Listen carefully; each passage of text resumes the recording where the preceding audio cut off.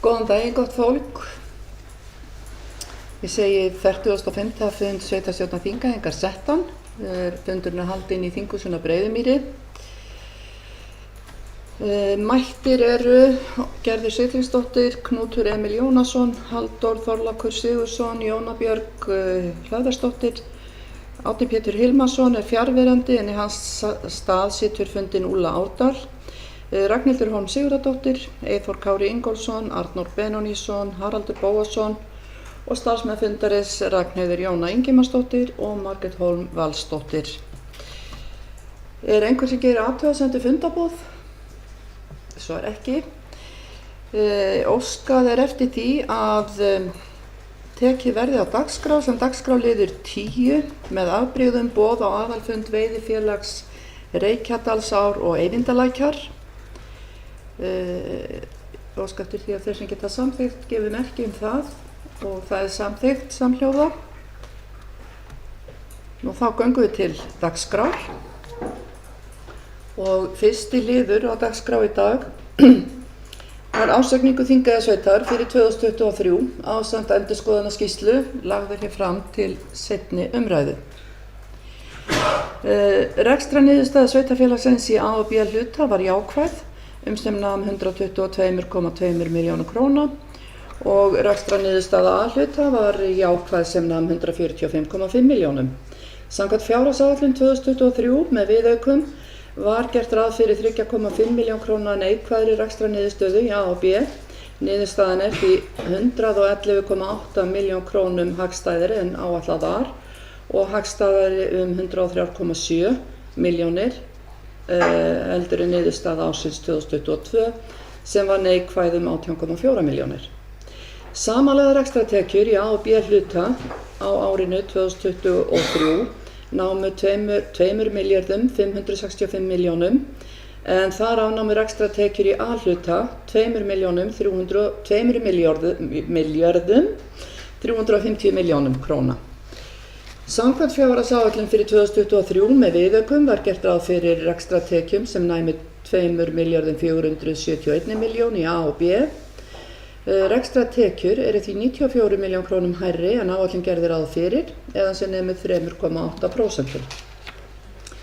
Rekstrargjöld í A og B hluta, það er laun og launatengd gjöld og annar rekstrarkostnaður, námu samtals 2,2 milljörðum á árinu.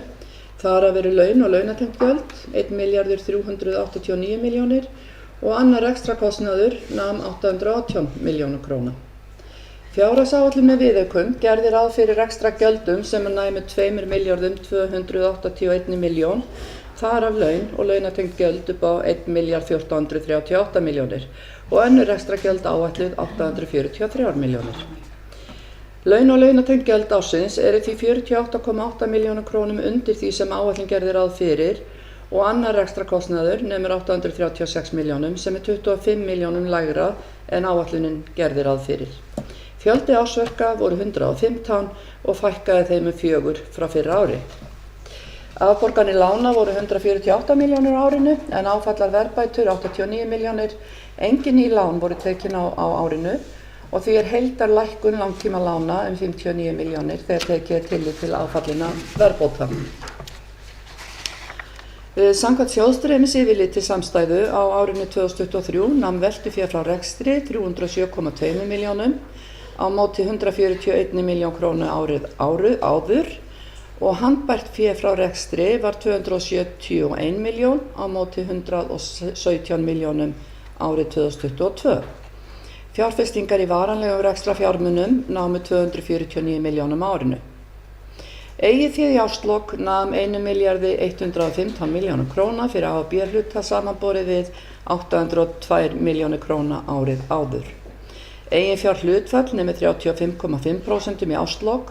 Sama hlutfall í lok árs 2022 var 30,6%. Veltufjár hlutfalli hækkar á milli ára og er nú 1,23%.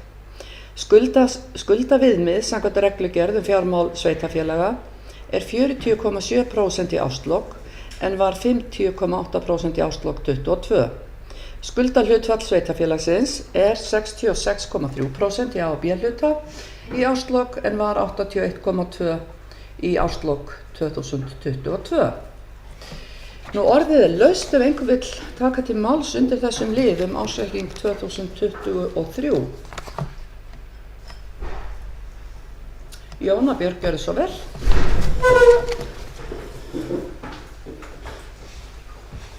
Já, takk Oddviti. Bara til að þakka fyrir þessa góðu yfirferð og auðvitað sýnir ársreikningurinn á öðru rekstrarári sveitarfélagsins að þetta sterk eining og burðug, en á sama tíma langar mig líka bara til þess að fá að þakka starfsfólki sveitarfélagsins fyrir góð störf í krefjandi aðstæðum í nýju sveitarfélagi.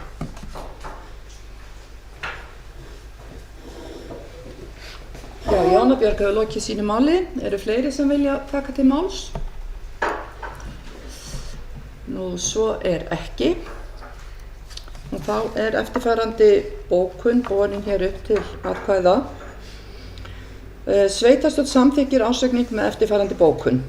Sveitarstjórn lýsir ánægju sinni með rekstur sveitarfélagsins árið 2023. Rekstrarniðurstaða sveitarfélagsins í A og B hluta var jákvæð sem nam 122,2 milljónum króna og rekstrarniðurstaða A hluta var jákvæð sem nam 145,5 milljónum. Samkvæmt fjárhagsáætlun 2023 með viðaukum var gert ráð fyrir 3,5 milljón króna neikvæðri rekstrarniðurstöðu í A og B hluta. Niðurstaðan því 111,8 milljónum krónum hagstæðari en áætlað var og hagstæðari 103,7 milljónir heldur en niðurstaða ársins 2022 sem var neikvæð 18,4 milljónir. Samanlagðar rekstrartekjur í A og B hluta á árinu námu 2.565 milljónum króna, en þar af námu rekstrartekjur A hluta 2.350 milljónum. Samkvæmt fjárhagsáætlun fyrir árið 2023 með viðaukum var gert ráð fyrir rekstrartekjum sem næmu 2,4 milljörðum rúmlega í A og B hluta. Rekstrartekjur því 94 milljón krónum hærri en áætlun gerði ráð fyrir eða sem nemi 3,8%. Rekstrargjöld A og B hluta, það laun og launatengd gjöld og annar rekstrakostnaður, námu samtals 2.207 milljónum króna á árinu. Þar af laun og launatengd gjöld 1.389 milljónir og annar rekstrakostnaður 818 milljónir. Fjárhagsáætlun með viðaukum gerði ráð fyrir rekstrargjöldum sem næðu 2.281 milljón, þar af laun og launatengd gjöld 1.438 milljónir og önnur rekstragjöld áætluð 843 milljónir.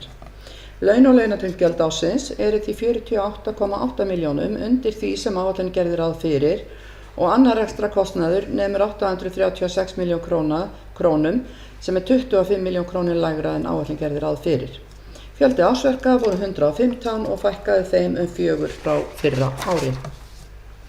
Afborganir lána voru 148 milljónir á árinu en áfallna verðbætur 89 milljónir. Engin ný lán voru tekin á árinu og því heildarlækkun langtíma lána 59 milljónir að teknu tilliti til áfallinna verðbóta.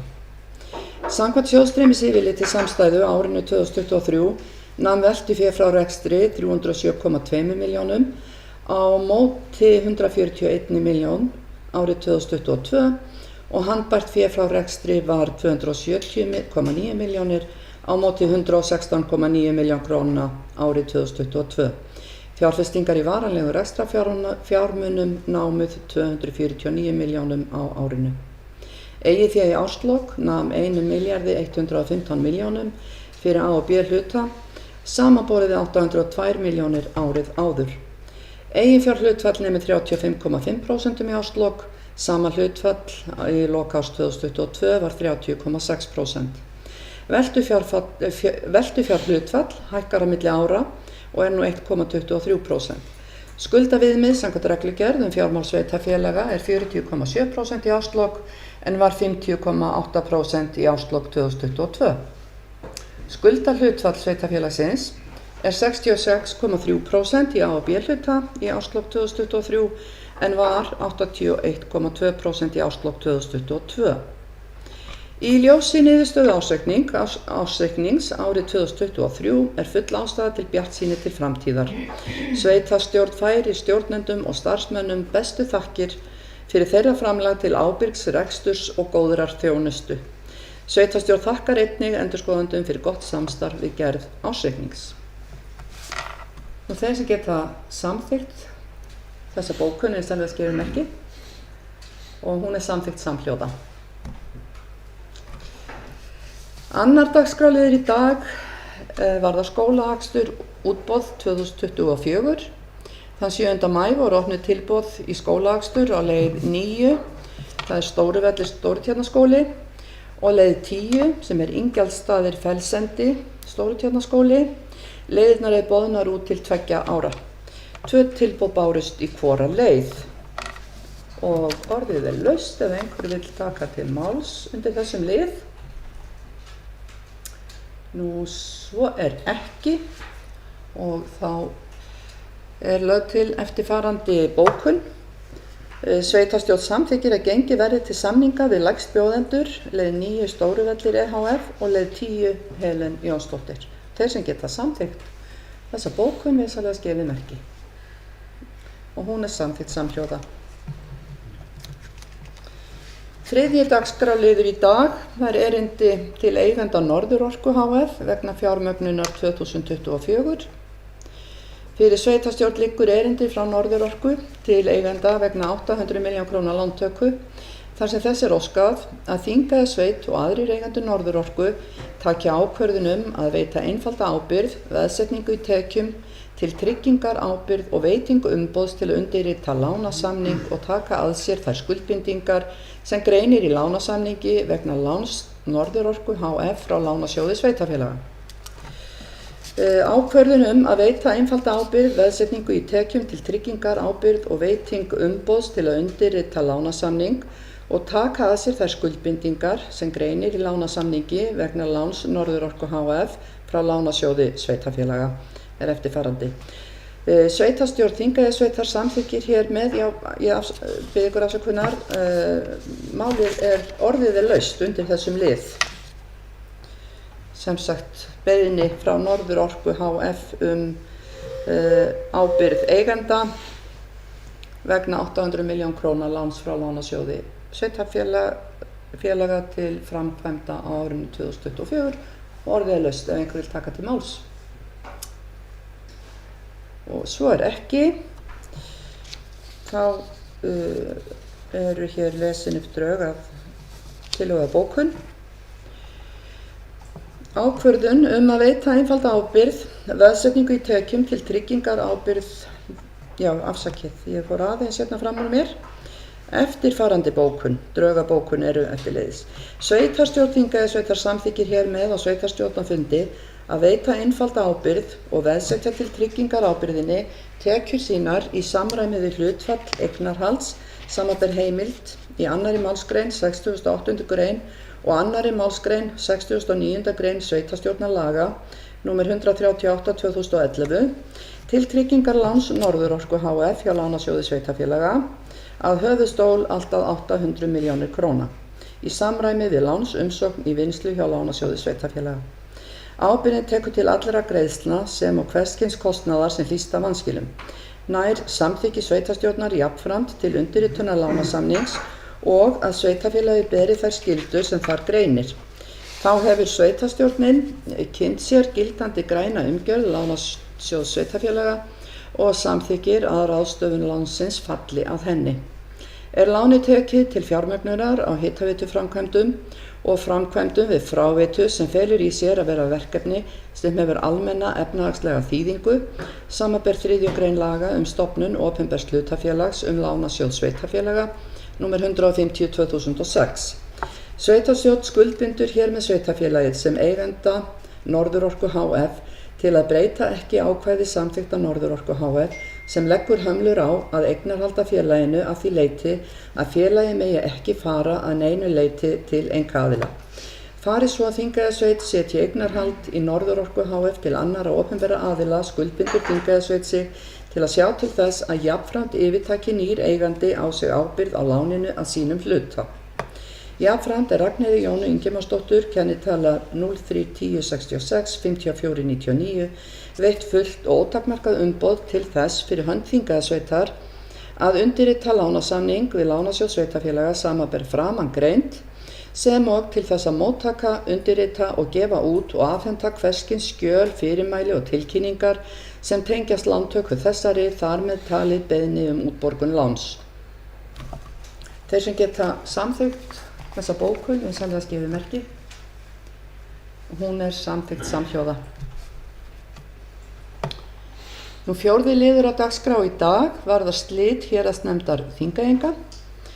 Fyrir sveitarstjórn liggur erindi dagsett 30. apríl síðastliðinn frá héraðsnefnd Þingeyinga, þar sem vísað í umræður í fulltrúaráði héraðsnefndar Þingeyinga, þar sem komið hefur fram almennur vilji til að leggja héraðsnefndina niður. Samkvæmt stofnsamningi héraðsnefndarinnar þarf samþykki allra aðildarsveitarfélaga til að starfsemi héraðsnefndarinnar sé hætt. Framkvæmdastjórn héraðsnefndar Þingeyinga fer þess á leit við aðildarsveitarfélög að þau taki afstöðu til slita héraðsnefndar Þingeyinga BS. Orðið laust þennan lið ef einhver vill taka til máls. Arnór, gjörðu svo vel.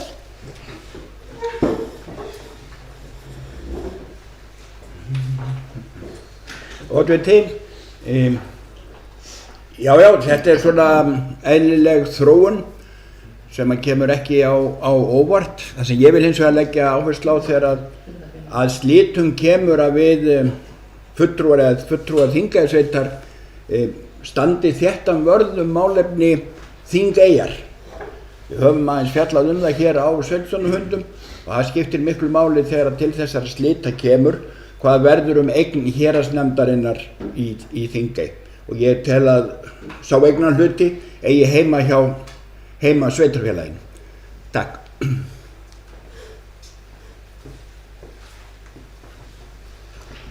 Arnór hefur lokið máli sínu. Eru fleiri sem vilja taka til máls? Og svo ekki. Með leyfi varaoddvita þá vil ég bara taka undir orð Arnórs að það gríðarlega mikilvægt að eignarhald á Þingey verði skýrt og sveitarstjórn Þingeyjarsveitar hefur áður lýst því yfir að hún sé tilbúin til þess að taka við eigninni með þeim kvöðum og skyldum sem að henni tilheyrir. Þannig að fleira var það ekki. Þannig að eftirfarandi bókun lögð hér fram. Sveitarstjórn samþykki fyrir sitt leyti slit á héraðsnefnd Þingeyinga BS og felur sveitarstjóra að svara erindinu.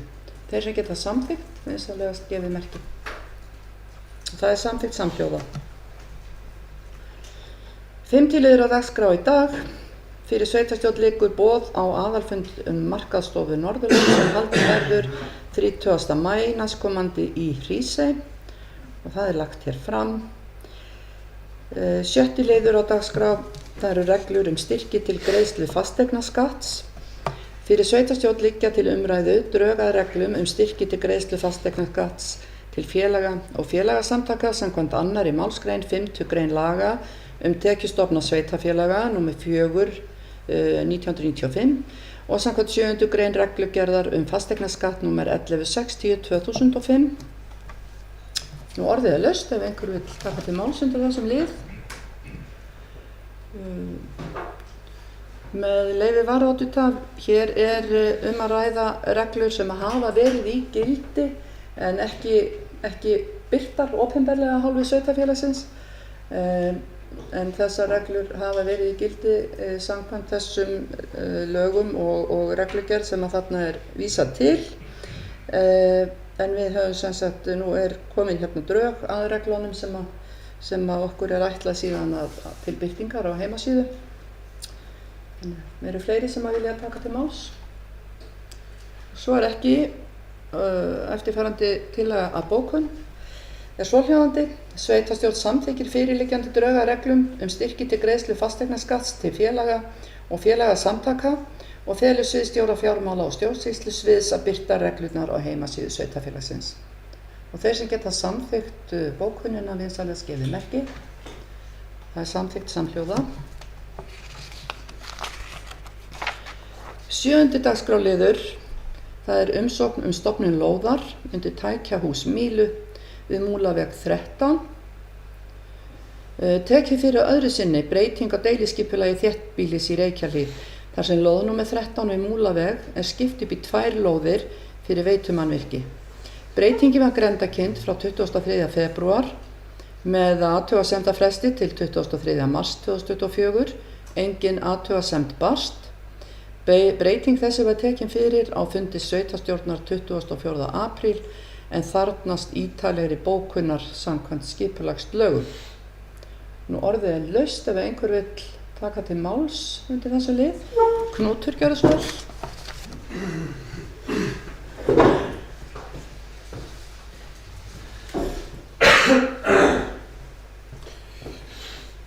Oddviti ágæta sveitarstjórnar fólk, þetta nú svona meira vinnulegs eðlis og tæknilegs eðlis. Skipulagslög mikið kraðak og svo gerist það stundum að orðalag ekki korrétt og þá þarf að leiðrétta það samkvæmt kúnstarinnar reglum. Takk.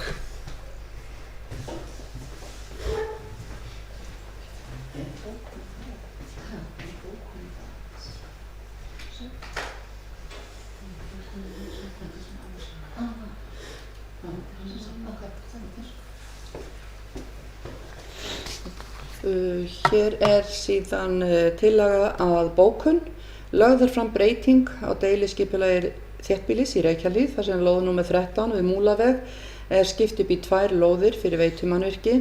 Breytingin var grenndarkynnt frá 23. febrúar með athugasemdafresti til 23. mars 2024. Engin athugasemd barst. Þeir sem geta samþykkt þessa bókun vinsamlega skefið merki og hún samþykkt samhljóða. 8. dagskrárliður varðar tímabundinn afslátt af gatnagerðargjöldum. Fyrir sveitarstjórn liggur tillaga tímabundinn afslátt af gatnagerðargjöldum á íbúðarhúsalóðum í samræmi við 6. grein laga nr. 153/2006 og B8. grein samþykktar Þingeyjarsveitar gatnagerðargjöld nr. 47/2024. Orðið er laust undir þessu lið. Knútur.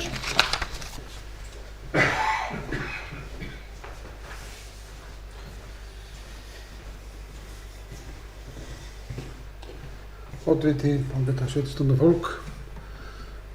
Það svo að þarna að ræða, það að segja, þetta æskilegt í öllum kerfum að þau standi undir sér og lóðargjöld standi undir þeim kostnaði sem við leggjum til að búa lóðarna til.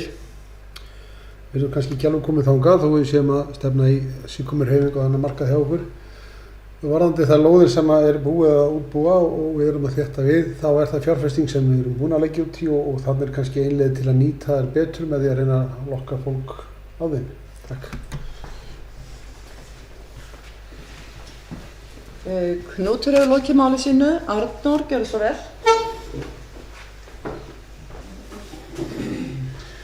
Já, oddviti, eins og Knútur sagði þá þetta svona einleið til þess að reyna að lokka fólk að lóðum og til þess að byggja í sveitarfélaginu. En mér finnst svona í framhaldi af þessari samþykkt okkar, að gefa mér það að við samþykkjum þetta, að þá finnst mér mikilvægt að við förum í kynningu á þessu fyrirkomulagi og á þessum afslætti og við leggjum dálítið í að auglýsa þennan afslátt og auglýsa þær lóðir sem fyrir hendi eru. Takk.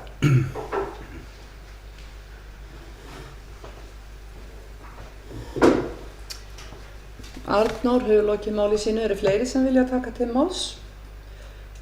Svo ekki.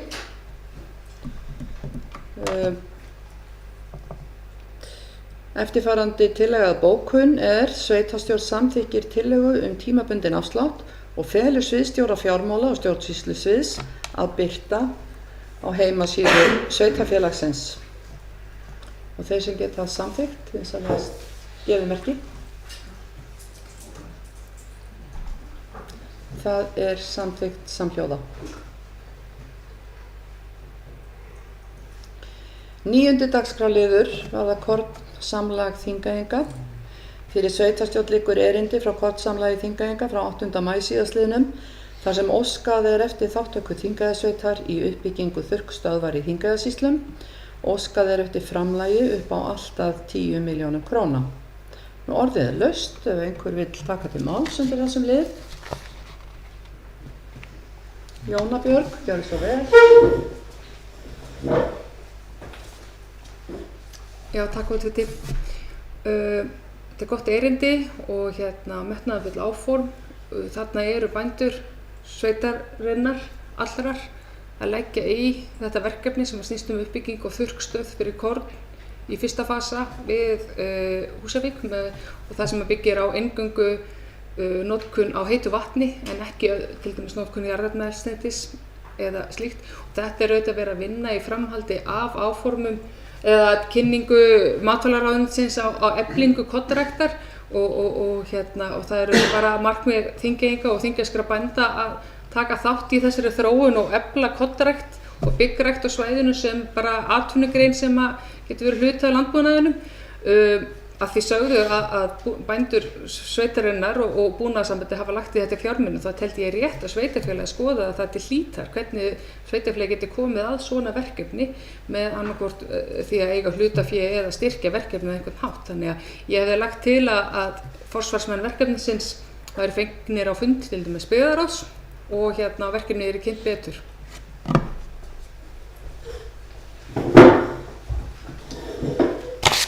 Jóna Björg hefur lokið sínu máli með leyfi varaoddvita. Ég vil taka undir með Jónu Björgu, hér metnaðarfull áform og full ástæða til þess að skoða og vegna okkar ríku ábyrgðar meðferð almannafjár að þá tek ég undir þá tillögu Jónu Bjargar að fá forsvarsmenn verkefnisins á fund byggðarráðs og kynna okkur ítarlega áætlanir sínar.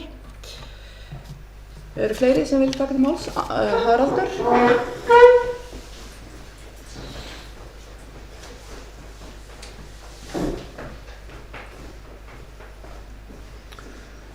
Já, oddviti, sem gamall kornræktarbóndi þá ég hrifinn af þessu verkefni og ég held að við ættum að reyna að styðja við þetta verkefni þar sem ég held að það góðar aðstæður hér í Þingeyjarsveit og Þingeyjarsýslu til að rækta korn þó að við vitum að nokkur ár geta alveg dottið út vegna lélegs veðurfars en ég held að það væri gaman að sjá þetta verða að veruleika. Já, Haraldur hefur lokið máli sínu. Eru fleiri sem vilja taka til máls? Og svo ekki. Þá lögð til eftirfarandi bókun. Sveitarstjórn felur byggðarráði að funda með forsvarsmönnum kornsamlags Þingeyinga vegna málsins. Og þeir sem geta samþykkt það, vinsamlegast gefið merki. Það samþykkt samhljóða. 10. liður á dagskránni aðalfundaboð. Fyrir sveitarstjórn liggur fundaboð á aðalfund Veiðifélags Reykjadalsár og Eyvindalækjar sem haldinn verður 19. maí næstkomandi klukkan 2. Einhver sem vill taka til máls undir þessum lið? Knútur, gjör svo vel.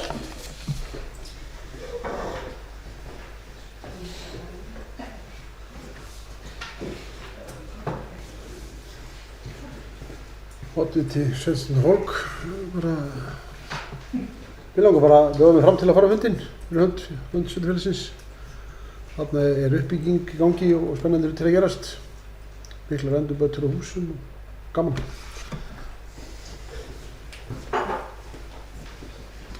Knútur hefur lokið máli sínu. Fleiri sem vilja taka til máls? Svo ekki. Eftirfarandi bókun. Sveitarstjórn felur Sveitarstjórn felur Knúti Emil Jónassyni að fara með atkvæði Þingeyjarsveitar á fundinu. Og þeir sem geta samþykkt það, vinsamlegast gefið merki. Og það samþykkt samhljóða. 11. liður á dagskrá fundarins í dag. Fyrir sveitarstjórn liggur beiðni umsögn frá sýslumanninum á Norðurlandi eystra vegna leyfis til reksturs gististaðir í flokkur 2E, Fjallaskáli. Heiti fasteignar Drekagil 1B. Að ræða 2 skála, annar rúmar 40 gesti en hinn rúmar 15 gesti og því umsóttur hámarksfjöldi gesta 65 gestir. Umsækjandi ferðafélag Akureyrar, kennitala 670574 0249. Orðið laust. Enginn kveður sér orðs. Eftirfarandi bókun lögð fram. Sveitarstjórn gerir ekki athugasemd við umbeðið rekstrarleyfi og þeir sem geta samþykkt það vinsamlegast gefið merki. Það samþykkt samhljóða.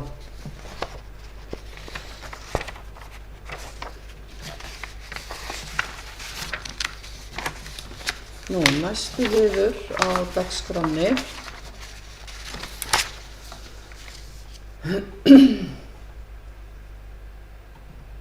það rekstrarleyfi.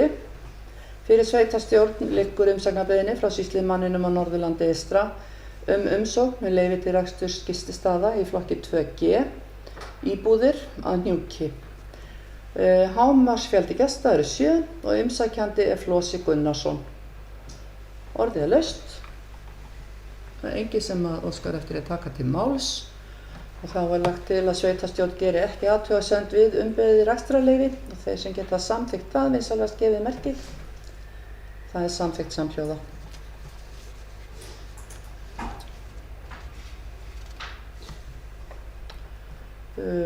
Næsti liður á dagskrá, það fundargerð umhverfisnefndar. Nú það ekki rétt hjá mér að það engin fulltrúi viðstaddur í dag sem engin nefndamaður, það ekki rétt? Þá fer oddviti yfir fundargerð umhverfisnefndar.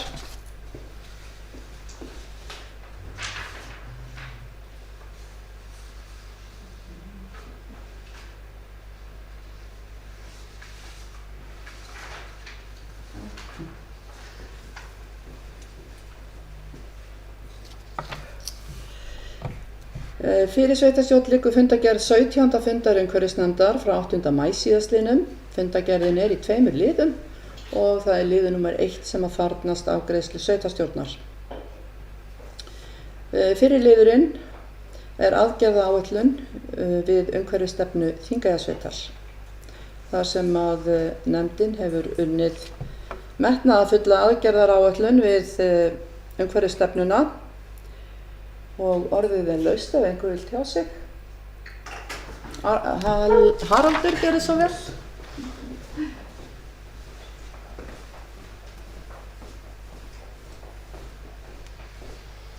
Já, oddviti, ég vil lýsa ánægju mínu með þessa aðgerðaáætlun. Hún greinagóð og það margt þarna sem stefnt á að gera og ég vil bara leggja áherslu á það kannski það sem liggur mest á fyrir okkur núna, það að taka ákvörðun hvað við gerum við lífrænan og ég vona að við klárum það bara sem allar fyrst hvert það á að fara.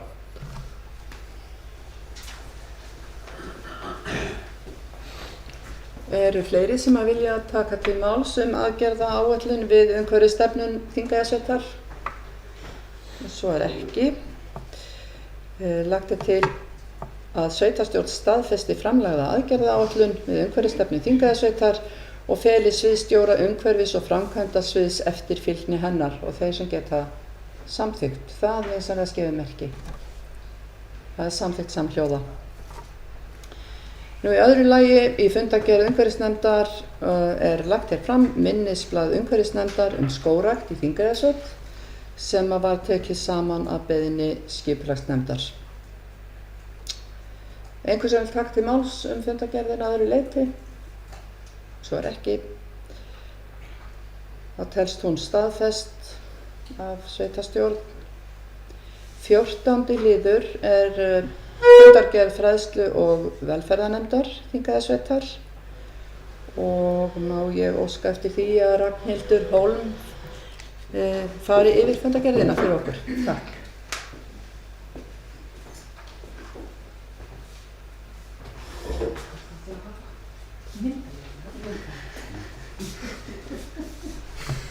Já, takk oddviti. Þetta var sem sagt 18. fundur fræðslu- og velferðarnefndar Þingeyjarsveitar og þar voru 5 mál á dagskrá og 2 þarfnast staðfestingar afgreiðslu. Fyrsta máli var sem sagt skóladagatöl leikskóla Þingeyjarsveitar voru lögð til kynningar fyrir nefndina og bara flott að sjá þau og við þakkuðum bara kærlega fyrir það. Mál nr. 2, þá var það sem sagt nemendur 10. bekkjar úr Mývatnssveit 2024 til 2025. Síðasta vor var tekin svo ákvörðun að 9. bekk úr Reykjavíkurskóla sækti nám í Þingeyjarskóla skólaár 2023 til 2024 og fyrirkomulagi skyldi endurskoða vorið 2024. Eins og nefndin og sennilega flestir sem hafa heyrt af þessu, þá er mikil ánægja þetta og þetta samstarf og þetta fyrirkomulag. Þannig að nefndin hefur yfirfarið gögn málsins og leggur til við sveitarstjórn að þeir nemendur 10. bekkjar í skólahverfi Reykjavíkurskóla sem hafa sótt Þingeyjarskóla geri það áfram næsta skólaár 2024-2025. Þá eru þau í 10. bekk og ljúka þá grunnskólagöngu frá Þingeyjarskóla. Þriðja mál var Íslensku menntaverðlaunin 2024, það er opið fyrir tilnefningar. Íslensku menntaverðlaunin verða afhent af Bessastöðum í nóvember næstkomandi og það hefur verið opnað fyrir tilnefningar. Markmið verðlaunanna er að auka veg mennta umbótastarfs og vekja athygli samfélagsins á metnaðarfullu og vönduðu skóla- og frístundastarfi með börnum og unglingum. Nefndin fól sviðsstjóra fjölskyldusviðs að auglýsa þessi verðlaun og ég held að það sé búið að gera það.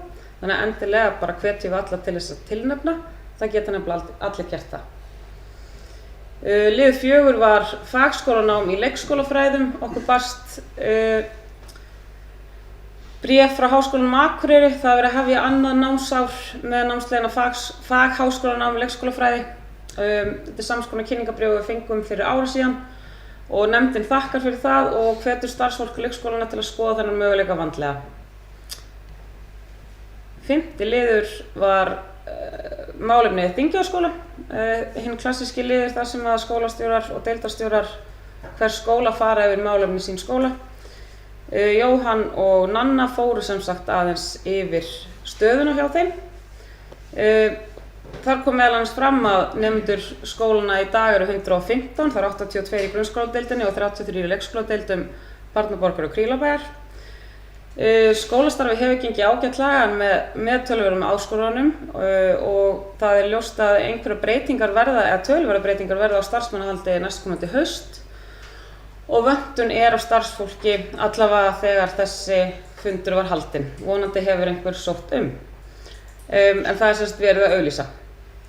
Nemendur 9. og 10. bekkjar voru í námskeiðsferð og skólaferðalagi út í Svíþjóð þegar fundurinn átti sér stað. Þeir voru í marimba-ferð sem er mjög skemmtilegt að sú tónlistarhefð skuli halda þarna.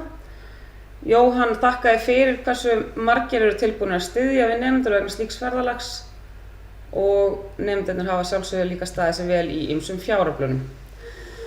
Nanna sagði frá leikskólastarfinu, þar var fyrirhuguð sveitaferð og útskriftarferð leikskólabarna í samvinnu við Tjarnaskjól og Ýl og samvinna leikskólana í Þingeyjarsveit er sífellt að aukast og til hagsbóta fyrir alla og það er líka bara jákvætt. Þá nefndu þau að lokum mikilvægi öflugra skólaþjónustu og það var gott að halda því á lofti. Þá var það ekki fleiri, takk fyrir mig.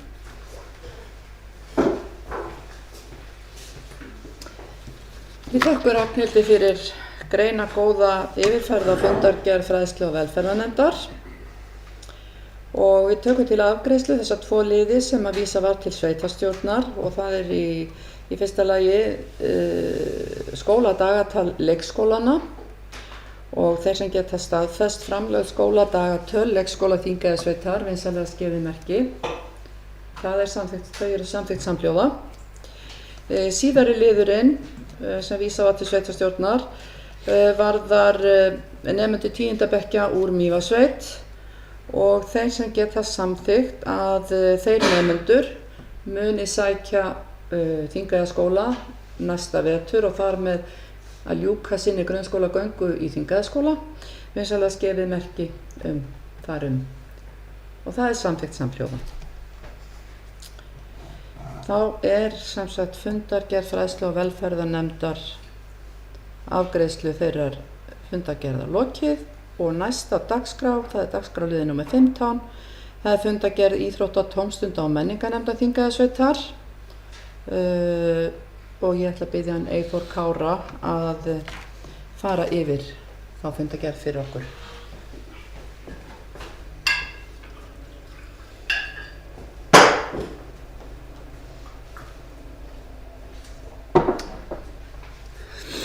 Oddviti, sveitarstjórnarfólk,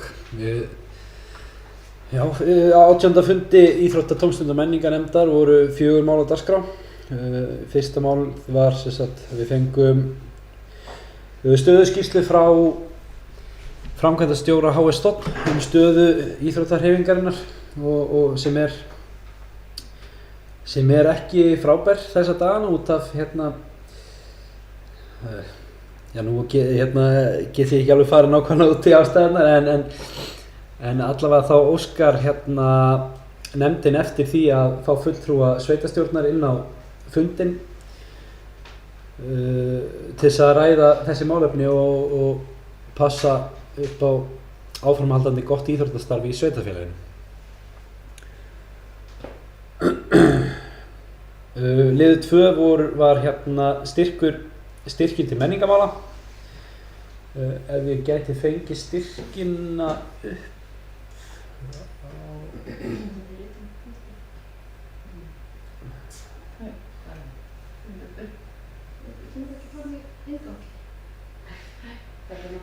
Nú?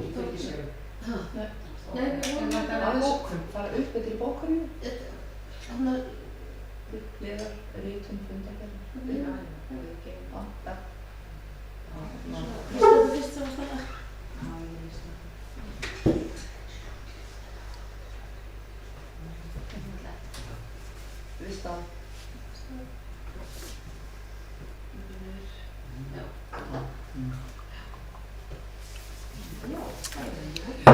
Knútur er komið með það.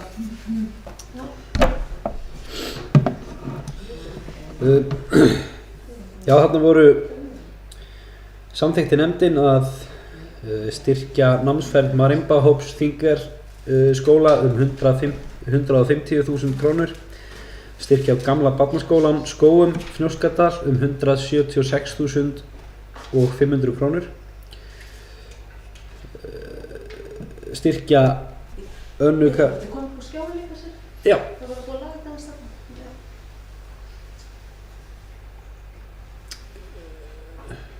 Anna Karen Unnsteins verði styrkt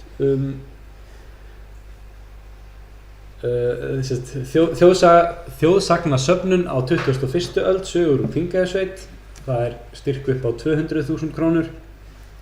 Ungmennafélagið Efling vegna leikdeildar 200.000 krónur. Öðrum umsóknum var hafnað. Nefndin lagði það líka til við sveitarstjórn að fella niður leigu á Ídölum vegna vorfögnuðs Karlakórsins Hreims í þetta sinn. Jafnframt lagði nefndin til við að felld yrði niður húsaleiga á Breiðumýri vegna leiklistastarfs ungmennafélagsins Eflingar. Þriðji liður á dagskrá varðar lýðveldið Ísland 80 ára.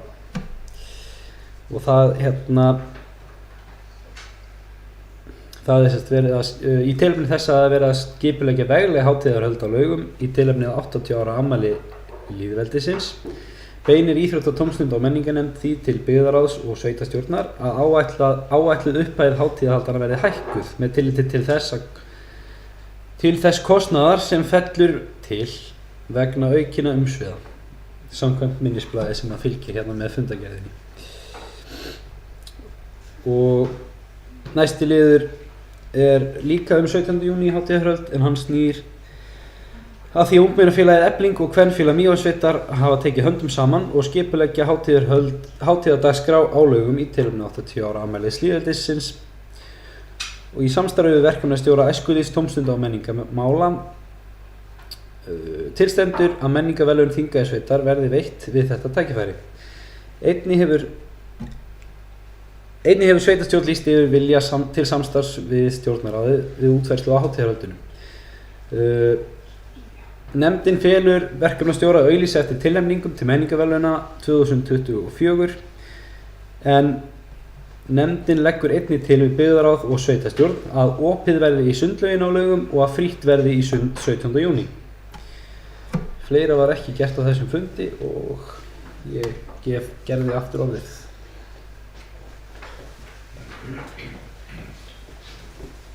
Takk fyrir þessa yfirferð. Eyþór, ertu búinn? Já, ég er bara til að Já, og til afgreiðslu sveitarstjórnar eru 3 liðir frá Íþrótta- og tómstunda- og menningarnefnd. Í fyrsta lagi eru það styrkir til menningarmála, þar sem að eftirfarandi bókun er lögð fram að sveitarstjórn staðfestir úthlutun styrkja nefndarinnar.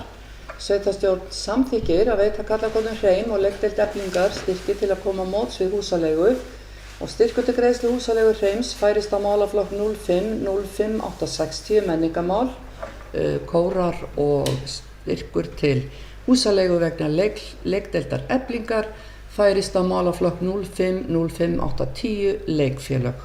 Og þeir sem geta samþykkt þessa bókun vinsamlegast gefið merki og hún er samþykkt samhljóða. Í öðru lagi sendi Íþrótta- og tómstunda- og menningarnefnd vísaði til sveitarstjórnar erindi varðandi kynning á dagskrá 17. júní 80 ára lýðveldisafmæli þar sem óskað var eftir viðbótarfjármagni til hátíðahaldana og eftirfarandi bókun sveitarstjórnar er hérna lögð fram. Sveitarstjórn samþykkir að veita aukafjármagni til 17. júní hátíðahalda vegna 80 ára lýðveldisafmælisins til fjölbreytta dagskrá sem framfer í tilefni dagsins að upphæð krónur 400.000 og verði það tekið af lið 05-890 menningamál, aðri styrkir og framlög. Og þeir sem geta samþykkt þessa bókun vinsamlega gefið merki og það er samþykkt samhljóða. Þriðja og síðasta erindið sem að nefndin vísaði til sveitarstjórnar, það varðar hátíðahöldin almennt þann 17. júní og þar er lögð til eftirfarandi bókun.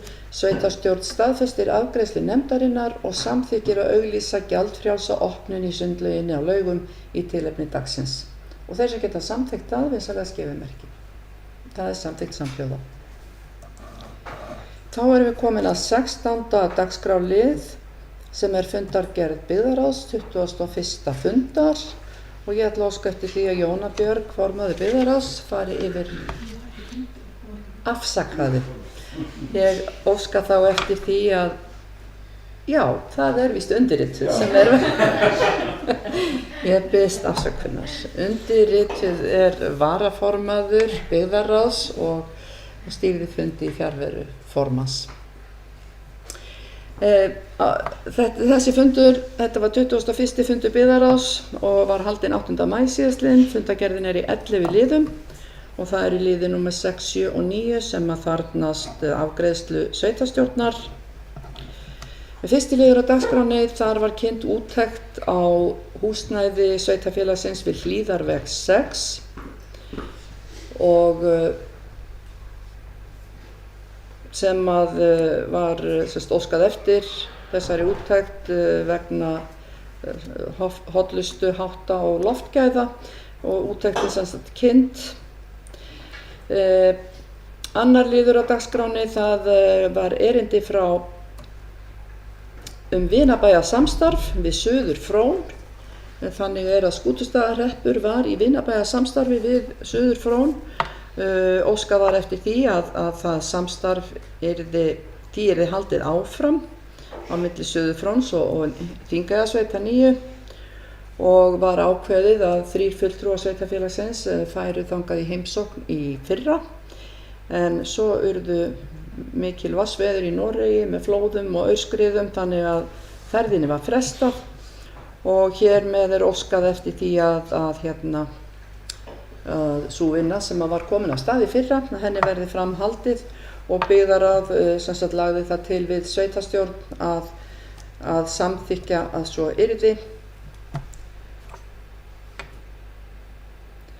Já, þetta er liður númer 2 sem að þarfnast staðfestingar, þannig að hér er sem sagt spurning, sem sagt bókun, tillaga bókun að sveitarstjórn staðfesti afgreiðslu byggðarráðs og felur sviðsstjóra fjármála og stjórnsýslu sviðs að svara erindinu og undirbúa ferð 3 fulltrúa sveitarfélagsins. Og þeir sem geta samþykkt það vinsamlegast gefið merki. Það er samþykkt samhljóða.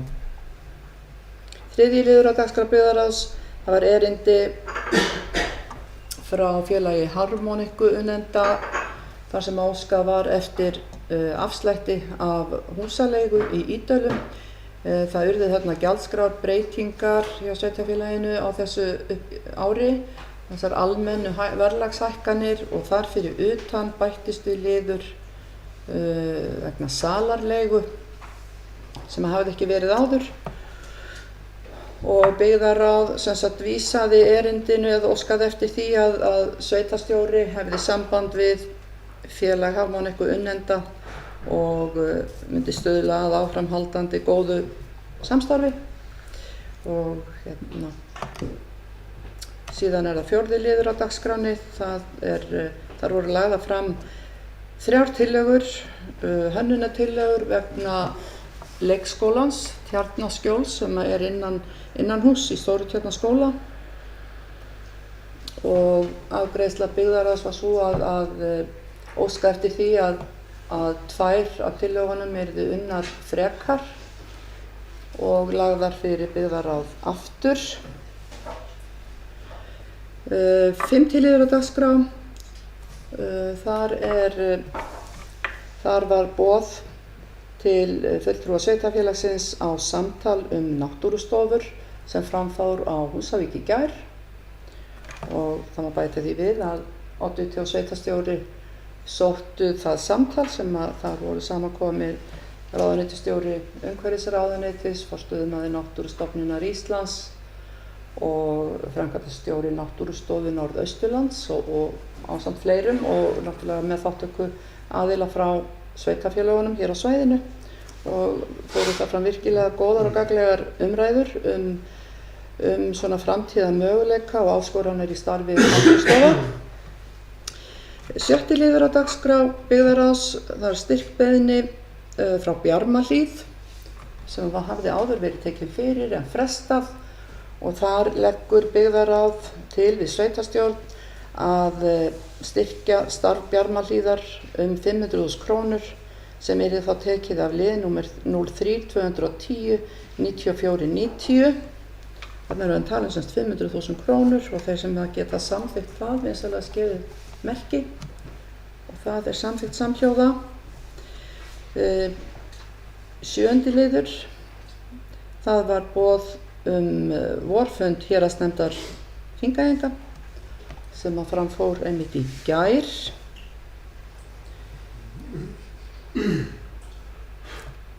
8. liður, það er ársfundur Náttúruhamfaratryggingar Íslands. Það var lagt fram fundaboð á þennan ársfund sem haldinn verður í Reykjavík á næstu dögum ef ég man rétt. 9. dagskrárliður, raforkusölusamningur, verðkönnun.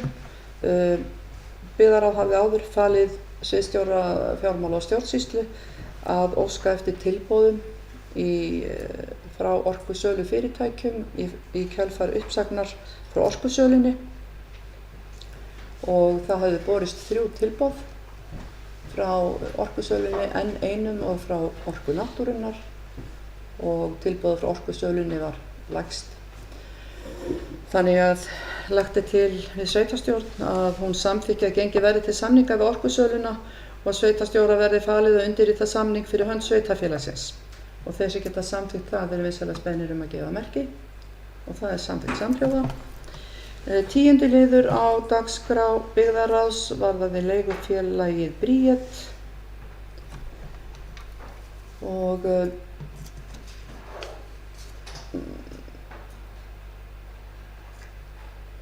aðeins að fá þarna 10. lið. Já, sem sagt á framhaldi af kynningu frá Bríeti sem var á 9. fundi byggðarráðs hefur ráðið yfirfarið lista yfir þær íbúðir í eigu sveitarfélagsins sem að mögulega koma til skoðunar í samstarfi ef af því verður við Bríet, og í þessu tilliti þá fól byggðarráð sveitarstjóra að leggja lista yfir valdar íbúðir til skoðunar hjá Bríeti, og ég Ég spyr nú bara, já, þessi liður þarfnast ekki staðfestingar, er það sérstaklega? Nei, afsakið. 11. liður, það var umsagnarbeiðni lagareldi 930. mál sem var lagt fram til umsagnarbeiðni og ég held að þetta hafi verið sem sagt síðasti liðurinn á dagskrá byggðarráðs sem að telst þá fundargerð 21. fundar byggðarráðs hér með afgreitt. Og er einhver sem vil taka til máls almennt þessa fundargerð 21. fundar byggðarráðs?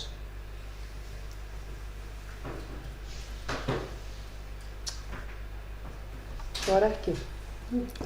Þá förum við í næsta dagskrálið sem er 17. dagskrálið og það er fundargerð skipulagsnefndar og það er formaður nefndarinnar Knútur sem ætlar að fara yfir fundargerðina.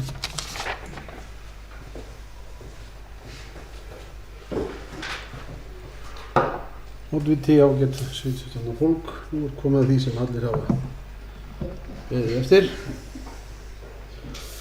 Eini alvöru liðurinn á dagskránni. Skipulagsnefnd kom saman til fundar 13. maí á fundi nr. 25. Þar fjölluðum við ýmislegt, ég ætla að renna yfir það lauslega og reyna að komast svona sæmilega skart yfir. Þarna var ein umsókn breytt heiti á Arnarvatni 2 sem við gerðum ekki athugasemdir við og teljum samræmast reglugerðum, tilheyrandi reglugerðum og leggjum til í sveitarstjórnarfélag byggingarfulltrúa að ganga frá. Síðan kemur framkvæmdarleyfi til borunar hitastígulsholu ásamt lagningu vegslóða. Þannig að ræða hitastígulsholu eða mæliholu í rauninni sunnanverðu Bæjarfjalli. Þannig verið að reyna að nálgast rannsóknir á svæðinu, gert á mjög skaplegan og góðan hátt.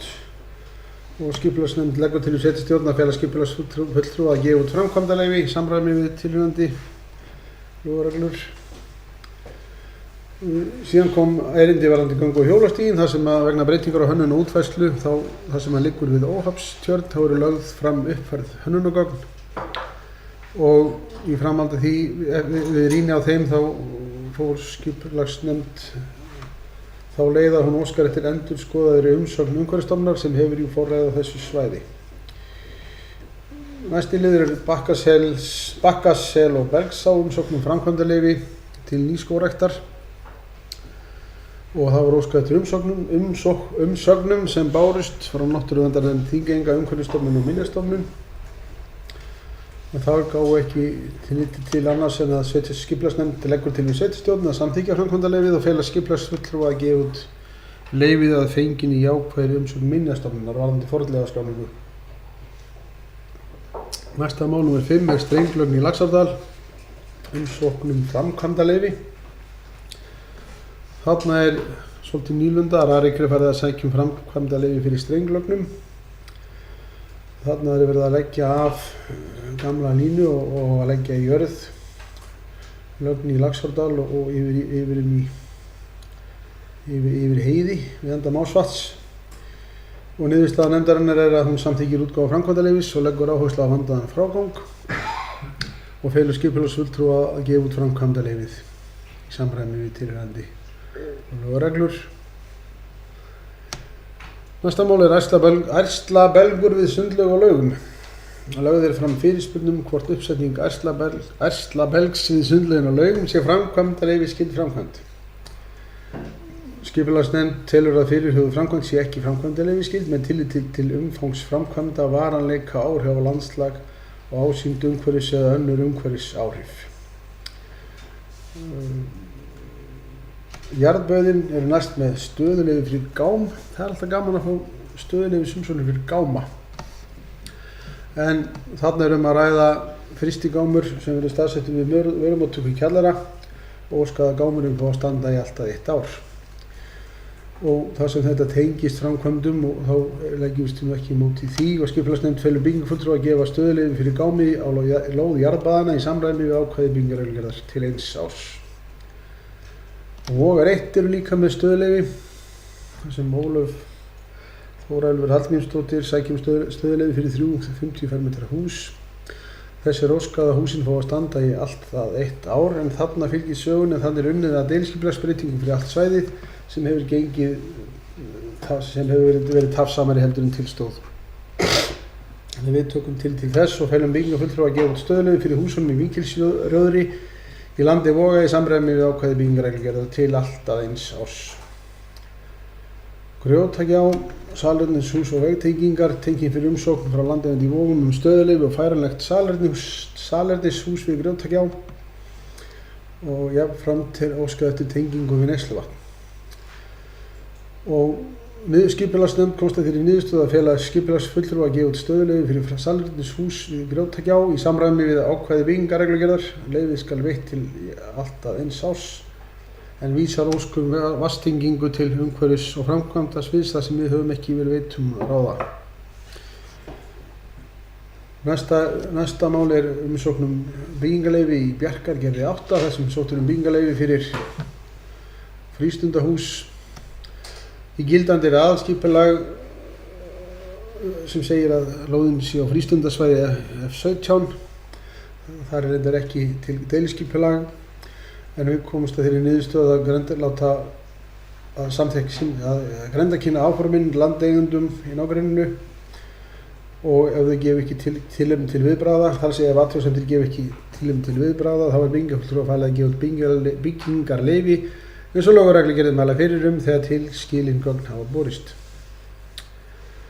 Krafla Landsvirkjun óskar eftir byggingarheimild við endurbygging á skemmu í Kröflustöð og stækkun 5 metra til norðurs. Í gildi deiliskipulag Kröfluvirkjunar og skemman innan byggingar- og framkvæmdasvæðis.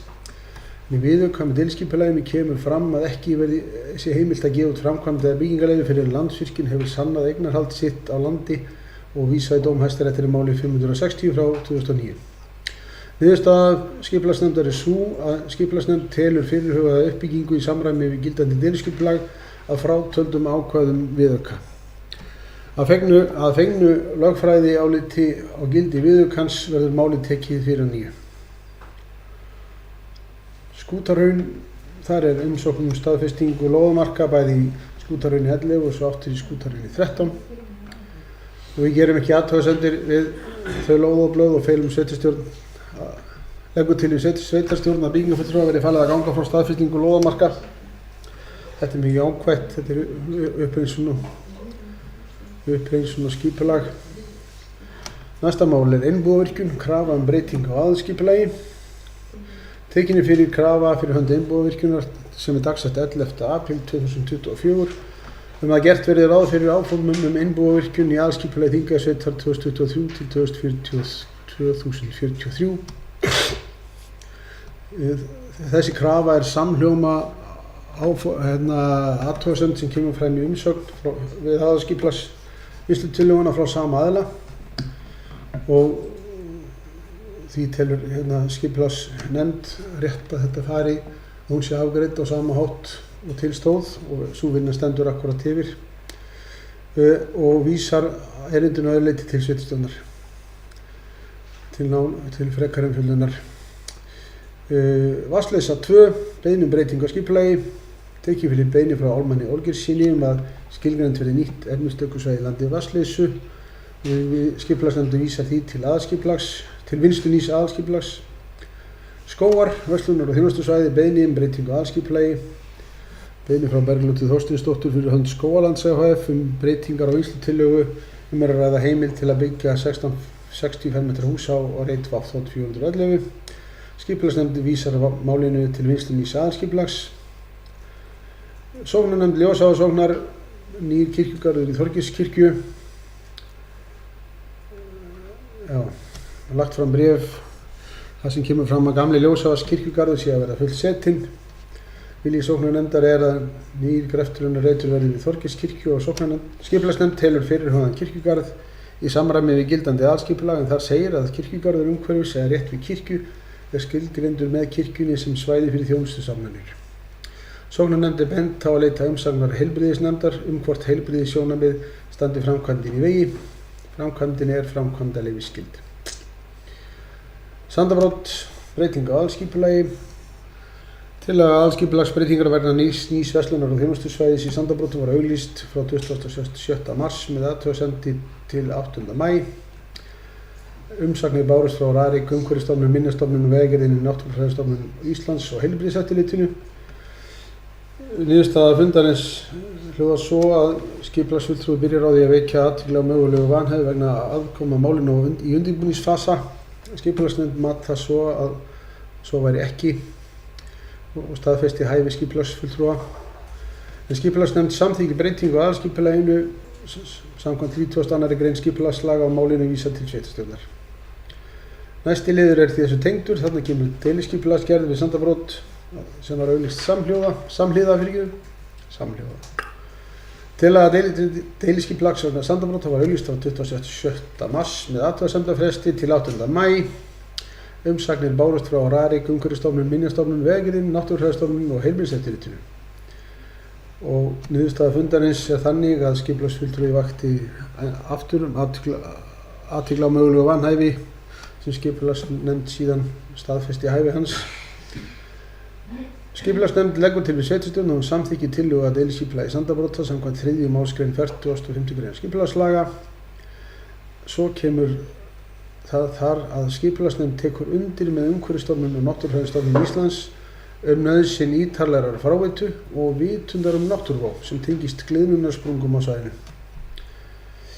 Þeistareykir, land, ferðaþjónusta, deiliskipulag. Það að ræða deiliskipulag sem búið að vera talsverðan tíma í vinnslu og var auglýst frá tillaga deiliskipulaginu var auglýst tillaga deiliskipulagi Þeistareykjalands utan deiliskipulags Þeistareykjavirkjunar var auglýst frá 27. mars með athugasemdafresti til 8. maí.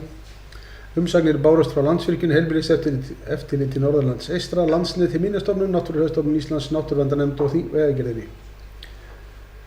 Og niðurstaða fundarins að skipulagsnefnd telur innkomnar umsagnir ekki gefa tillit til efnislegra breytinga, en umsagnir Landsnets og Minjastofnunar kalla á aðlögun og lagfæringar gagna. Skipulagsnefnd felur skipulagsfulltrúa að láta gera breytingar á skipulagsgögnum varða samræmingar og tæknileg atriði. Skipulagsnefnd leggur til við sveitarstjórn að samþykkja tillögu að deiliskipulagi Þeistareykjalands utan deiliskipulagi Þeistareykjalands ferðaþjónustu, já, heitir það.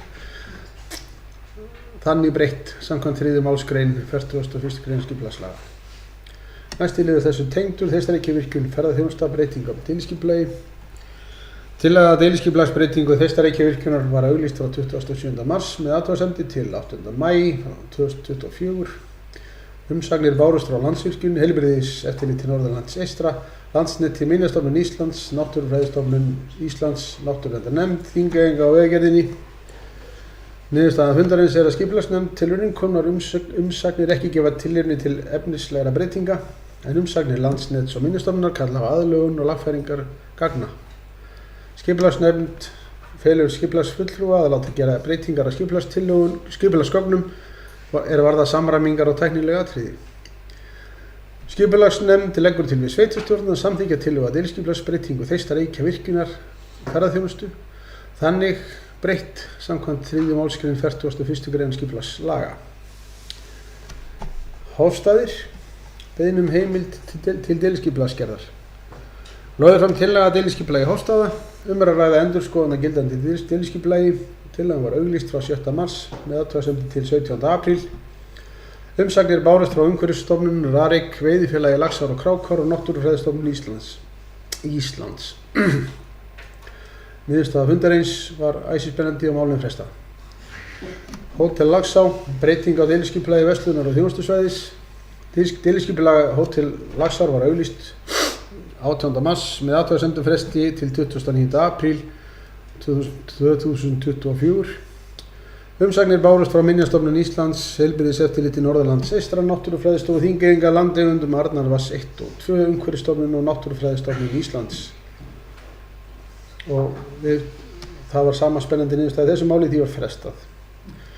En það, já, þið fáið engar skýringar á því. Goðafoss, deiliskipulagsbreyting, beiðni breyting á skipulagi. Erindi frá Umhverfisstofnun þar sem sótt breyting á deiliskipulagi Goðafoss og umhverfis. Markmið breytingan að skapa örugga reiðvegatengingu frá gömlu brúnni vestan við Skjálfandafljót og upp með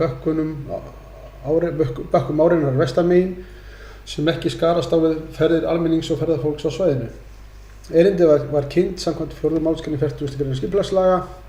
Umsagnir bárust frá Minjastofnun Íslands, Hestamiðstöðinni Saltvík, Vegagerðinni og Umhverfisstofnun. Á fundinn kom Katrín Karlsdóttir hjá Umhverfisstofnun. Skipulagsnefnd leggur til við sveitarstjórn að tillagan verði auglýst samkvæmt 1. málsgrein 41. grein skipulagslaga. Síðan tekin fyrir beiðni frá Kröfluvirkjun varðandi niðurdælingarholur. Það sem tekin fyrir beiðni frá Landsvirkjun heimild til breytingar á deiliskipulagi Kröfluvirkjunar vegna niðurdælingarhola. Vegna niðurdælingarhola. Niðurstaða fundarins að skipulagsnefnd heimilar Landsvirkjun að leggja fram tillögu að deiliskipulagsbreytingu Kröfluvirkjunar vegna fjölgunar þéttivatnshola. Næsta mál Hverfjall sem friðlýsing breyting á afmörkun. Umhverfisstofnun upplýsir fyrirhugaða breyting á mörkum friðlýsingar Hverfells í Mjósveit. Þetta var tímið. Niðurstaða fundarins að málið lagt fram til kynningar og vísa til kynningar í umhverfisnefnd og sveitarstjórn. Og síðast en ekki síst minnisblað umhverfisnefndar í Skógrækt Þingeyjarsveit þar sem formaður skipulagsnefndar fór þess að leit við umhverfisnefnd að skila minnisblað Skógrækt Þingeyjarsveit vegna fyrirliggjandi aðalskipulagsvinnu. Umhverfisnefnd hvetur aðra nefndir til að hafa umhverfisstefnu sveitarfélagsins til hliðsjónar þegar mál eru afgreidd. Og niðurstaða nefndarinnar að við þökkum umhverfisnefnd fyrir minnisblaðið. Þá hefur lokið þessari yfirferð.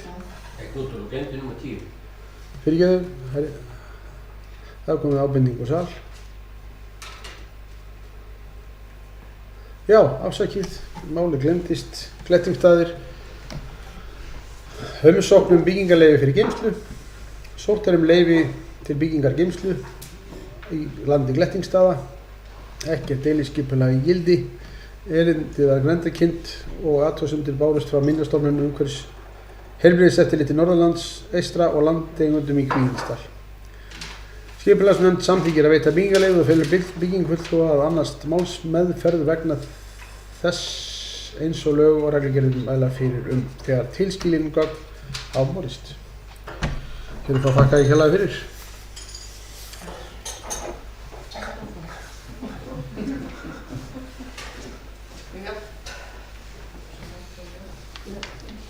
Við þökkum Knúti fyrir þessa fínu yfirferð á 27 liða fundargerð skipulagsnefndar og það eru hér fjölmörg atriði sem að nefndin vísaði til afgreiðslu sveitarstjórnar.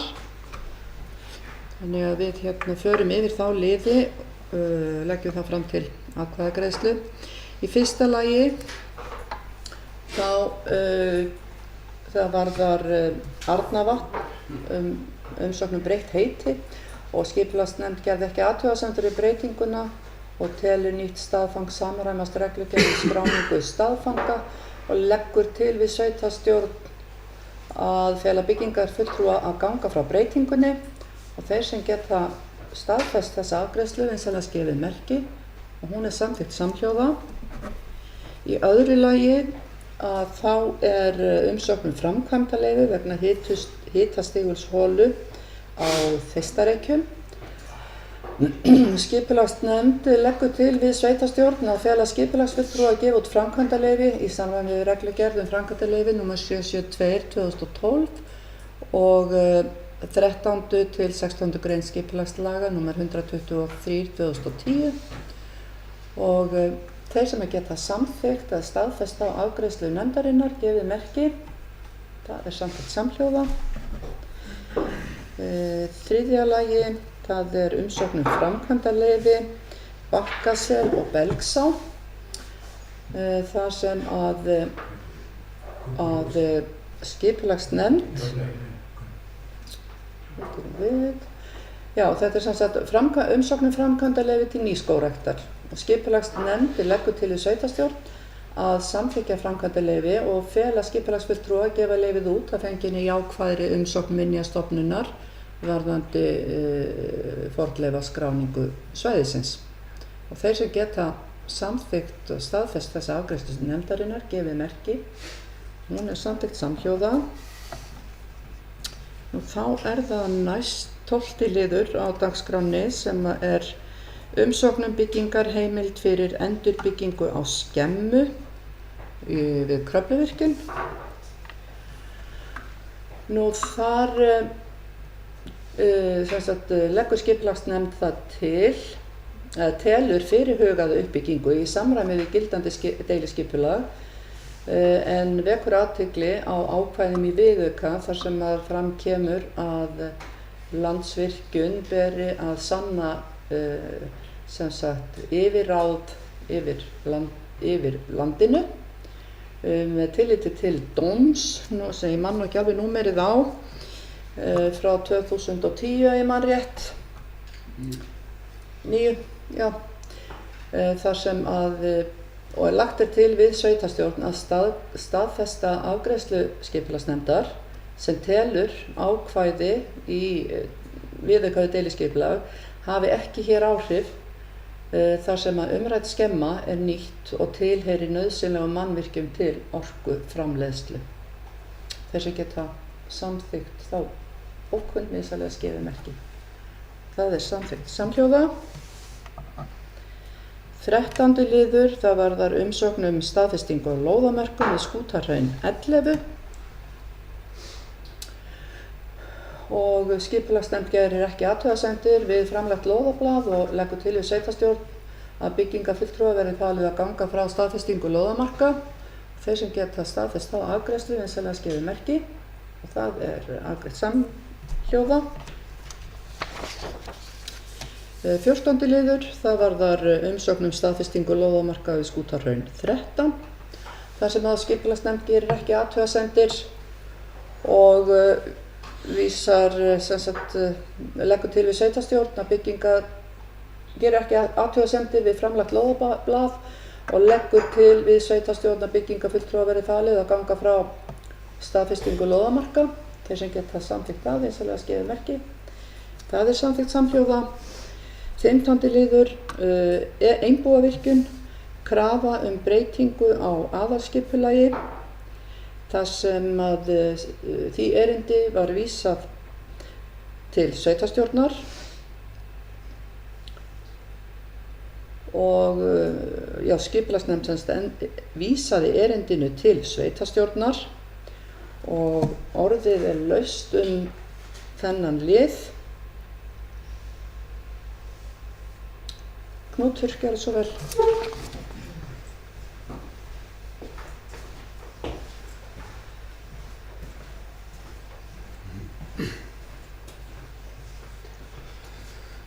Oddviti Sjálfstæðan fólk.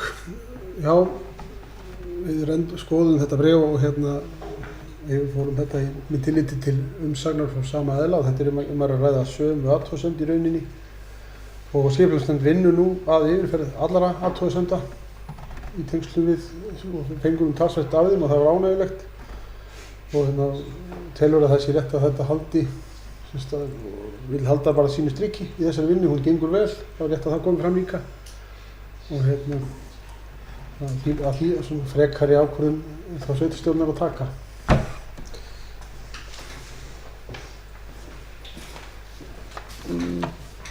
Já, með leyfi var oddvita að þá sem sagt sveitarstjórn hafi fengið þetta kröfubréf til sín og það sem stokkar að afgreiða það.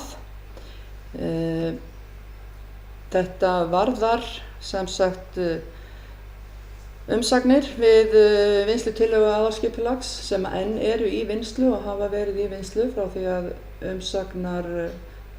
umsagnartíma lauk. Skipulagsnefnd að vinna skipulega í umsögnum sem bárust og að þeirri vinnulokinni þá verður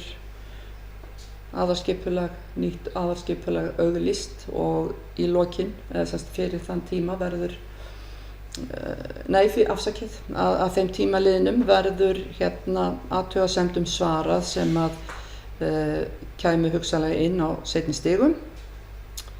Þannig að ég hallast að því að þetta eigi að afgreiðast með öðrum umsögnum aðalskipulagið í því ferli sem að nú er í vinnslu. En já, en eru fleiri sem vilja taka til máls? Svo er ekki. Þá er lögð til eftirfarandi bókun.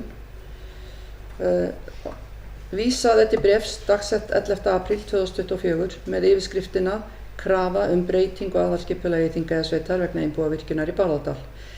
Þingeyjarsveit lítur svo á að erindi varði í meginatriðum yfirstandandi vinnu við endurskoðun aðalskipulags sveitarfélagsins.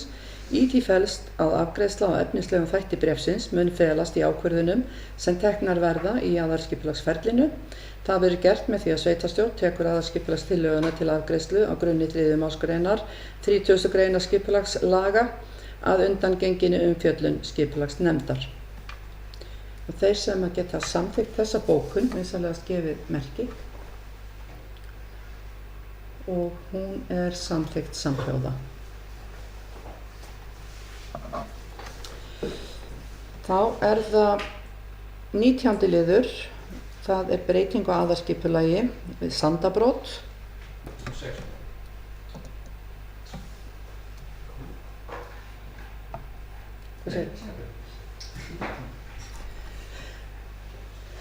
Það sem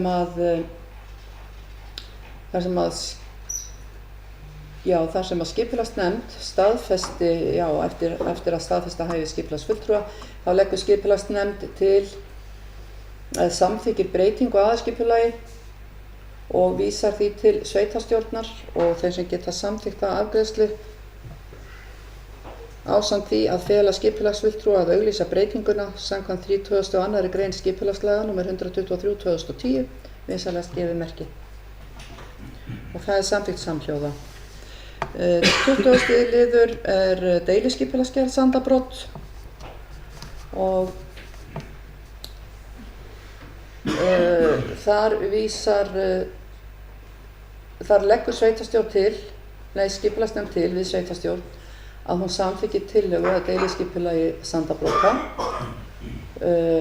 samkvæmt 3. málsgrein 41. grein skipulagslaga og skipulagsnefnd tekur undir með Umhverfisstofnun og Náttúrufræðistofnun Íslands nauðsyn ítarlegra fráveitu og vitundar náttúruvá sem tengist gliðnunarsprungum og þeir sem geta tekið undir þessa bókun skipulagsnefndar og þar með að vekja athygli á mögulegum nauðsyn ítarlegra fráveitu og vitundar þessa náttúruvá vinsamlegast gefið merki og það er samþykkt samhljóða. 21. liður, það varðar deiliskipulag á Þeistareykjum, landferðaþjónusta og þar skipulagsnefnd telur innkomnar umsagnir ekki gefa tilefni til efnislegra breytinga en umsagnir Landsnets og Minjastofnunar kalla á aðlögun og lagfæringar gagna. Skipulagsnefnd felur skipulagsfulltrúa að láta gera breytingar á skipulagsgögnum varða samræmingar og tæknilega atriði. Skipulagsnefnd leggur til við sveitarstjórn að samþykkja tillögu að deiliskipulagi Þeistareykjalands ferðaþjónustu þannig breytt samkvæmt 3. málsgrein 41. greinar skipulagslaga. Og þeir sem geta staðfest þessa afgreiðslu skipulagsnefndar vinsamlegast gefið merki og það er samþykkt samhljóða. Það verður að gleymt sér í Sandabrótslið. Nei, ég tók hann. Það gleymdist ekkert.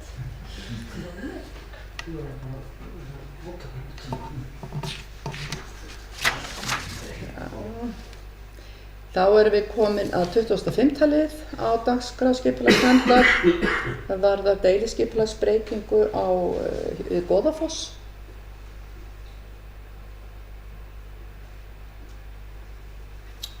Og þar beinir skipulagsnefnd því til sveitarstjórnar að tillagan verði auglýst samkvæmt 1. málsgrein 41. greinar skipulagslaga nr. 121/2010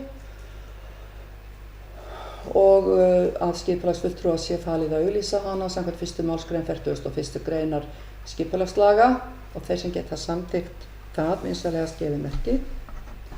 Og það er samþykkt samhljóða. Og þá er það síðasti liðurinn á dagskrá skipulagsnefndar. Það er Hverfjall, friðlýsing, og það var lagt fram til kynningar og var vísað, vísað hér fram til kynningar fyrir sveitarstjórn, en þarfnast ekki beint afgreiðslu. Eru einhverjir sem vilja taka til máls almennt undir þessum lið? Fundargerð skipulagsnefndar. Knútur, gerðu svo vel.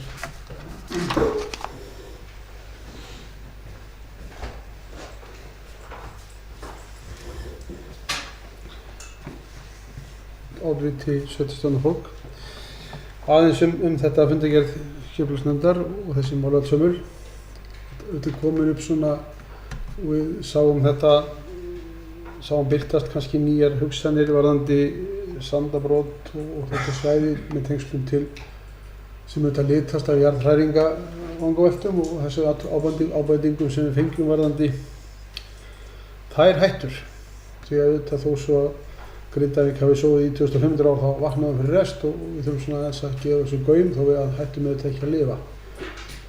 Og við þurfum svona aðeins að lauma því hérna inn að skipulagsnefnd og hyggur á frekari skoðun á svæðinu í samvinnu við og sveitarstjórn í samvinnu við jarðfræðinga akkúrat hvað þessi mál varðar. Varðandi framtíðaráform að láta kortleggja svæði í tilliti til sprungna og því slíks því að þetta er nauðsynlegt að reyna að byggja á eins konkrétt gögnum og hægt er sem lendi ekki bara á hellum.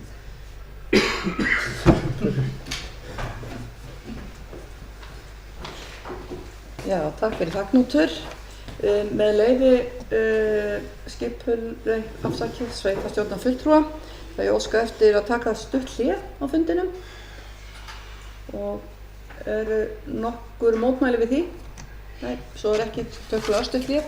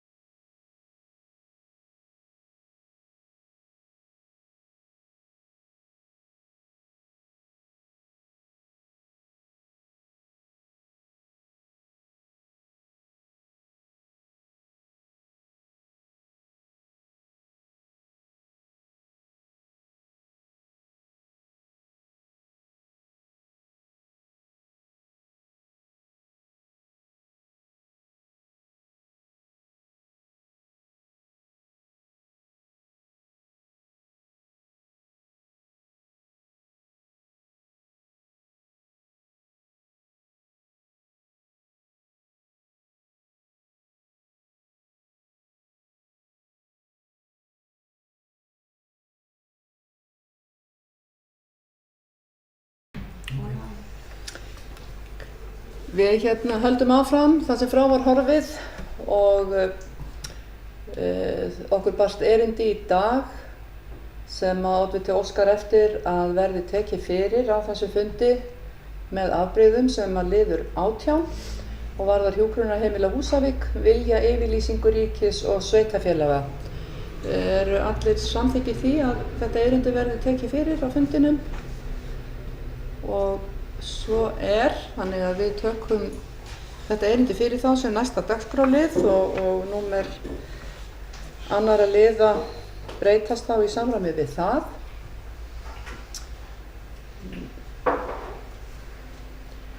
Nú fyrir aðeins þarna upp að fyrir sveitarstjórn liggur, eða fyrir aðeins upp þarna, inngangin. Já. Það sem sagt liggur fyrir sveitarstjórn tillaga að vilja yfirlýsingu breytt fyrirkomulag vegna byggingar hjúkrunarheimilis á Húsavík og við sveitarstjórn nýtti tímann hér í hléinu til þess að yfirfara erindið og sammála að taka það til afgreiðslu hér í dag og með eftirfarandi bókun. Með vilja yfirlýsingunni lýsa aðildarsveitarfélög yfir vilja til að hverfa frá byggingu hjúkrunarheimilis á Húsavík þar sem eignarhald ríkis og sveitarfélags sameiginlegt. Það 85% ríkis og 15% sveitarfélaga og fara í þess stað eftir þeirri leið sem framkemur í skýrslu fjármála- og efnahagsráðuneytis og heilbrigðisráðuneytis. Breytt fyrirkomulag fasteigna vegna hjúkrunarheimila gefin út í nóvember 2023. Heilbrigðisráðuneytið og ofangreind sveitarfélög sammælast með vilja yfirlýsingur þessari að nýja leiguleiðin, samkvæmt framangreindri skýrslu, verði farin vegna byggingu hjúkrunarheimilis á Húsavík og að fyrirhugaðar lagabreytingar tefji ekki uppbyggingu hjúkrunarheimilisins. Og þeir sem að geta samþykkt þessa bókun vinsamlega gefið merki. Og það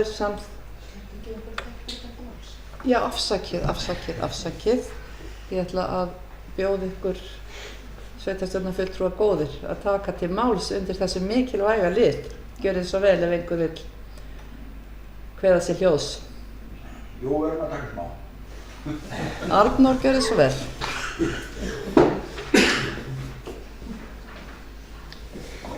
Já, oddviti, ég held að við verðum kannski aðeins að taka til máls þetta. Þetta auðvitað stefnubreyting, við erum að samþykkja að segja okkur frá byggingu hjúkrunarheimilis og segja okkur þar með dálítið frá, málefnum eldri borgara í sveitarfélögunum sem að þessari byggingu hafa staðið hingað til. Við erum svolítið að hverfa frá því formi.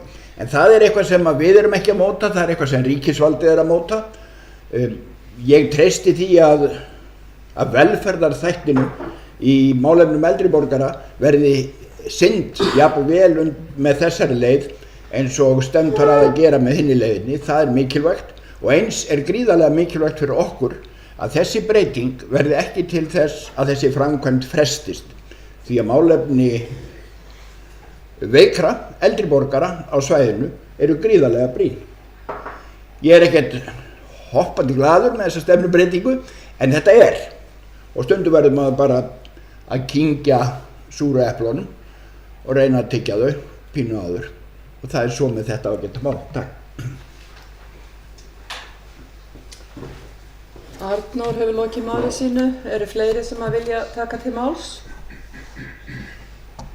Með leyfi varaoddvita þá vil ég taka heilshugar undir það sem framkom hjá Arnóri og kannski svona til skýringa því þetta þó þetta sé langt ferli að þá í rauninni breytingin svo að hingað til hafa samkvæmt lögum þá það sveitarfélög sem að eiga 15% í þessum byggingum hjúkrunarheimila og ríkið 85%.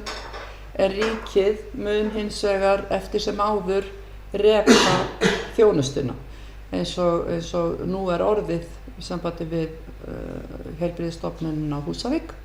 En húsnæði verður í eigu einhvers óþekkts aðila sem að mun leigja húsnæði til ríkisins sem rekstrar aðila. Knútur hefur óskað eftir að fá að taka til máls, gjörðu svo vel.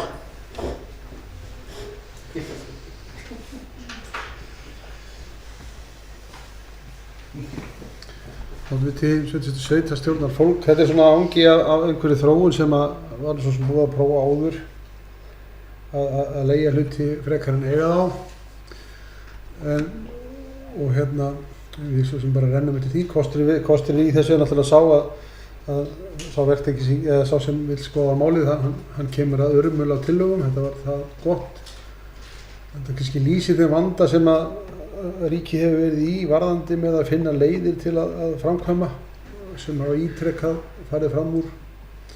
En þetta skiptir í mestu máli fyrir okkur eins og kom áfram að þetta gerist. Við þurfum að fá þetta á svæðið og bara sem fyrst og ekki orðað meir. Takk.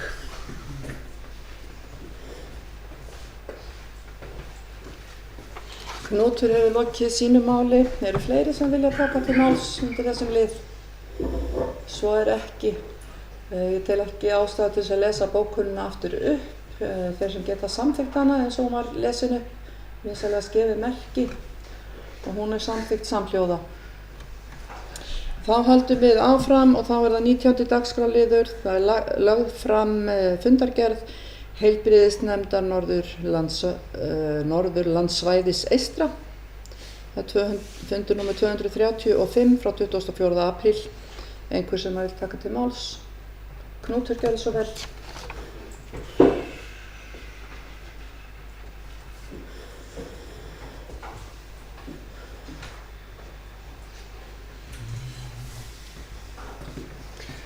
Oddviti sveitarstjórnar fólk. Við fáum urmul af fundargerðum. Ýmislegt. Þessi fundargerð frá heilbrigðisnefnd hefur verið að marka ákveðin tímamót og það er athyglisvert að fylgjast með. Heilbrigðisnefnd farin að beita sér í svona vandræðamálum, uppsöfnum á bílræjum og þetta það er marg prófmál í gangi sem að verður gaman að það er athyglisvert að fylgjast með. En heilbrigðisnefnd fjallar þessari fundargerð einnig erindi frá Land og skógi sem er athyglisvert hvað okkur snertir þar sem að fyrirhugað er að standa að seyrudreifingu til landgræðslu á Hólasandi sem verður 2024. Fyrirhugað er að seyru sem geymt hefur verið í tanki á Hólasandi yfir vetrartímann verði dælt úr tanknum gegnum hreinsibúnað sem hreinsar frá ólífrænt rusl. Seyrunni verði í framhaldi af hreinsun dreift yfir fyrirfram skilgreint svæði á sandinum og kalkað yfir á lokum. Þetta er eitt af því sem verður líka mjög athyglisvert fyrir okkur að fylgjast með þessum efnum og þarna er verið að leita hagstæðra leiða til að nýta þessa uppsöfnun á mannauð sem er þarna að verðinni. Takk.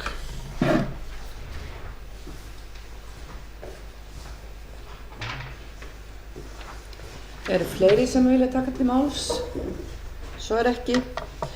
20. dagskrárliður fyrir sveitarstjórn liggur til kynningar fundargerð 947. fundar stjórnarsambands íslenskra sveitarfélaga frá 19. apríl. Einhver sem vil taka til máls? Svo ekki. 21. dagskrárliður fyrir sveitarstjórn liggur til kynningar fundargerð 100. og 15. fundar svæðisráðs vestursvæðis Vatnajökulsþjóðgarðs frá 16. apríl síðastliðnum. Einhver sem vil taka til máls? Svo ekki. 22. liður fyrir sveitarstjórn liggja til kynningar fundargerðir stjórnarfunda samtaka orkusveitarfélaga númer 70 frá 21. mars og númer 71 frá 8. apríl síðastliðnum. Einhver sem vil taka til máls undir þeim lið? Svo ekki. 23. liður fyrir sveitarstjórn liggur til kynningar fundargerð 290. og 8. fundar Norðurorku frá 30. apríl síðastliðnum. Einhver sem óskar eftir að fá að taka til máls? Svo ekki. 24. dagskrárliður fyrir sveitarstjórn liggur til kynningar fundargerð framkvæmdastjórnar héraðsnefndar Þingeyinga BS frá 7. mars. Einhver sem vil taka til máls? Svo ekki. 25. liður fyrir sveitarstjórn liggur til kynningar fundargerð stjórnar menningarmiðstöðvar Þingeyinga frá 7. maí. Einhver sem vil taka til máls? Svo ekki. 27. liður fyrir sveitarstjórn liggja til kynningar fundargerðir náttúruverndarnefndar Þingeyinga frá 13. mars 2023, 31. maí 2023, 9. maí 2023, 14. febrúar 2024 og 20. og 2. apríl 2024. Einhver sem vill taka til máls? Svo er ekki. 27. dagskrárliður fyrir sveitarstjórn liggur fundargerð ársþings SSNE 2024 frá 18. og 19. apríl síðastliðnum. Einhver sem vill taka til máls undir þeim lið? Svo er ekki. Og 28. og síðasti dagskrárliður í dag fyrir sveitarstjórn liggur til kynningar fundargerð 63. fundarstjórnar SSNE frá 30. apríl síðastliðnum. Einhver sem vill taka til máls undir þeim lið? Svo er ekki. Þá er dagskráin tæmd í dag og klukkan er 15:00 og fundi slitið. Takk fyrir góðan fund.